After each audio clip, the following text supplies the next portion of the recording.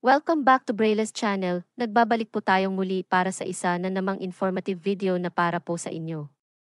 And this time ay tatalakayin po natin ang bagong benepisyo ng mga government employees. Dahil kamakailan lamang ay naaprubahan na ni Pangulong Marcos ang pagbibigay ng 7,000 pesos medical allowance para sa lahat ng qualified government employees. Kung sino-sino ang kasali at hindi kasama maging ang guidelines at implementation ay iisa-isahin po natin. But before po tayo mag-start sa ating topic, kung bago ka pa lang sa aking channel, please do kindly subscribe, like, and share na din sa ating mga kaibigan, kaanak o kapwa po natin manggagawa at please do share na din para mas marami pa ang makaalam. With no further ado, let's begin na po sa ating topic. Good news to all government employees. 7,000 pesos medical allowance asahan na ngayong taon. Sino-sino ba ang mga kasali at hindi kasama? Ang guidelines at implementation alamin. Hey guys! Good news na nga dahil kamakailan lamang ay naglabas na ng budget circular ang Department of Budget and Management para sa granting of 7,000 pesos medical allowance para sa implementation at guidelines. Alamin natin ang buong detalye ng bagong circular. Kung maalaala nyo po na naglabas ng executive order ang Malacanang para sa pag-implement ng dagdag sahod sa mga kawani ng gobyerno at kabilang nga dito ang dagdag din na benepisyo sa kanilang medical allowance. At ngayon, ito ay naaprubahan na ni Pangulong Marcos at maaasahan na ngayong taon na ito ay matatanggap ng ating mga government employees. Ano-ano nga ba ang guidelines at implementation ng medical allowance? At first, alamin po muna natin kung sino-sino ang mga qualified makatanggap ng benepisyo. Sila ang mga civilian government employees in the national government agencies, state universities and colleges. GOCCs not covered, DARA 1014 and EO 150 regardless of appointment whether regular, contractual, appointive or elective, part-time or full-time. Sino-sino naman ang mga hindi kasamang makatanggap?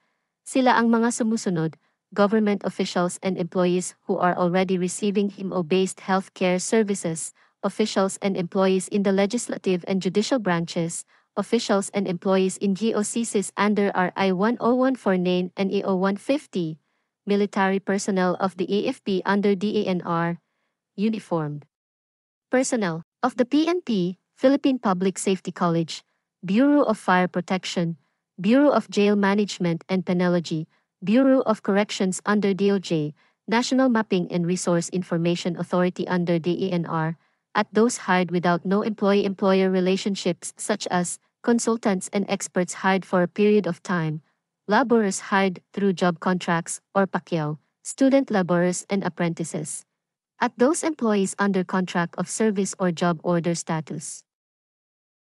Magkano ba ang medical allowance at paano ito ma-avail? Ang lahat ng qualified employees ay makakapag-avail ng 7,000 pesos medical allowance per annum. Ito ay pwedeng ibigay through in the form of HMO coverage or pwede rin in the form of cash if ever may sariling HMO or cash to pay for their medical expenses or hospitalization. Ano naman ang mga conditions at guidelines sa pag-avail? At first, the civilian personnel must occupy the position of regular, contractual or casual. Second, the employee must already in government service for at least 6 months including leave of absence if there is. Newly hired must be in service at least for 6 months. For transfer employee, pwedeng ibigay ito ng old agency or ng new agency, whichever is applicable. Ang mga compulsory retiree personnel na na-extend ang kanilang services may be granted but with depends on the pertinent conditions. Ang mga personnel na may pending cases ay kasama pa rin sa benefits hanggat wala pang final decision sa administrative case na inihain. Paano naman ang mga local government units at local water district personnel? Ang medical allowance ng local government units, kasama na ang barangay ay nakasalalay sa funding capability ng LGU. Ang medical allowance naman ng local water districts ay nakasalalay naman sa kanilang Board of Directors implementation. That's it. Congrats po sa lahat ng mga qualified personnel.